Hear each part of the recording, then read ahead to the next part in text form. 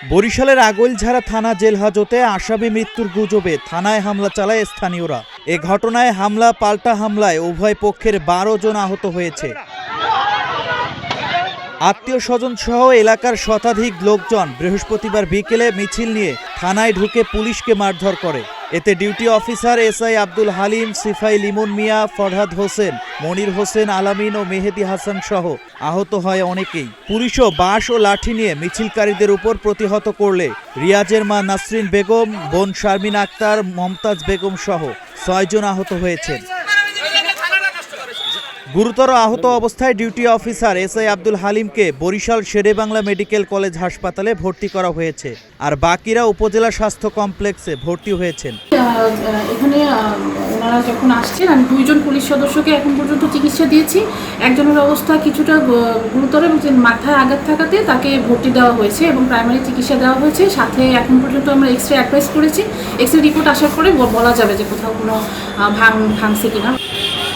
জানা গেছে, উপজেলার ফুল্লশ্রী গ্রামের রিয়াজ ফকিরকে চুরির মামলায় গ্রেফতার করে পুলিশ। পরে জেলখানায় নিজের মাথায় নিজে আঘাত করে জ্ঞান হারিয়ে ফেলেন তিনি। বুধবার রাত 11টায় তাকে প্রথমে উপজেলা স্বাস্থ্য কমপ্লেক্সে এবং পরে উন্নত চিকিৎসার জন্য বরিশাল শেরেবাংলা মেডিকেল কলেজ হাসপাতালে পাঠানো হয়। হাসপাতালে নেওয়ার পরও রিয়াজের জ্ঞান না ফিরে আসায় পুলিশের মারধরে তার মৃত্যুর গুজব ছড়িয়ে পড়ে। এ বিষয়ে আগৈলঝাড়া থানার ভারপ্রাপ্ত কর্মকর্তা মোহাম্মদ মাসুদ খান বলেন, চুরির মামলায় রিয়াজ ফকিরকে গ্রেফতার করা হয়েছে।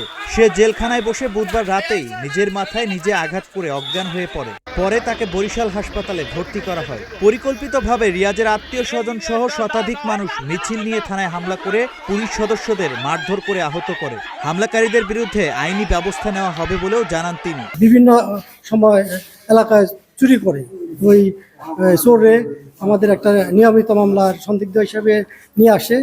পরে সে যেহেতু মাদকসেবী, তারা একটা মোডাস অপারেন্ডি আছে, ওরা আসলেই সবসময় দেখা যায় যে ইয়ের মধ্যে মাথা বাইরে।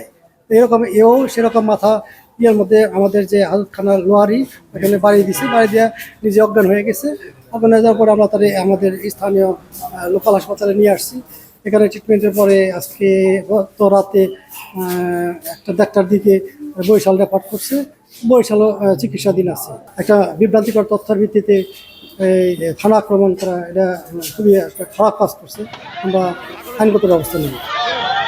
এ ঘটনার পর থেকে পরিস্থিতি নিয়ন্ত্রণে অতিরিক্ত পুলিশ মোতায়েন করা হয়েছে। Shahin Alam, green TV digital.